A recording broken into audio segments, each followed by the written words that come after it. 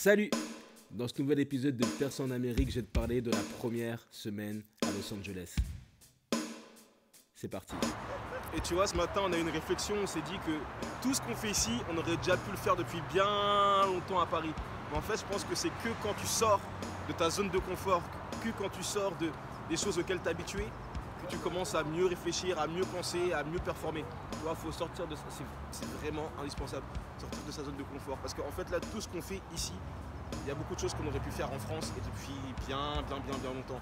Mais là, quand tu te retrouves dans un pays qui n'est pas le tien, tu te retrouves à 10 000 km des tiens, quand tu n'as pas toutes les cartes, quand tout n'est pas planifié, parce que là, cette décision, elle a été prise il y a 3 semaines, et voilà, tu n'as pas le choix de performer, là, tu n'as pas le choix de te bouger pour de vrai. Donc franchement, te mettre un peu plus en danger, sortir de ta zone de confort, choisir tes risques, parce que comme j'aime beaucoup le dire, il y a des risques partout. Là, on est à Los Angeles, qui est-ce qui dit qu'il n'y aura pas une noix de coco qui va me tomber sur la tête? Tu vois, c'est un risque. Enfin, je sais pas s'il y a des noix de coco qui tombent des palmiers, mais tu as compris.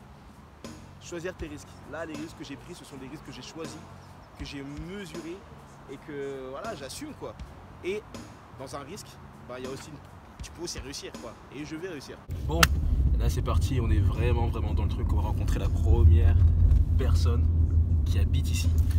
Ce qui est incroyable, c'est que c'est une personne qui a écouté mes podcasts, qui est tombée sur moi grâce à un podcast. Donc là, je vais la rencontrer, elle va sûrement donner des adresses, des choses, puis ça te fait un ami ici, quoi. Donc c'est plutôt cool, Internet, c'est vraiment incroyable. Tu rencontres des personnes comme ça, à l'autre bout du monde, tout ça parce qu'il y a quelque chose qui vous a rassemblé à un moment. Donc c'est parti. Il y a eu aussi beaucoup de moments à la maison, à réfléchir, à parler, à voir ce qu'on peut faire, à voir comment améliorer nos vies, être plus créatif, plus passionné. L'eau, attends. C'est comme ça qu'on boit de l'eau ici. Oh la vache. Il y a eu beaucoup de déconnes aussi. Michael Jackson, Remember the Time.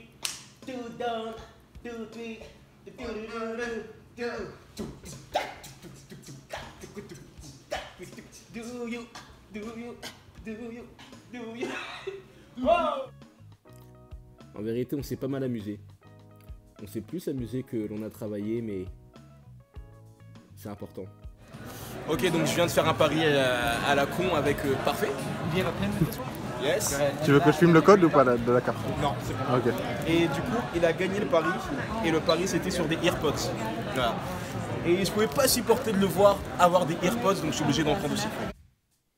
Comme je te l'ai dit, cette première semaine, elle a été plus créative que productive en vérité.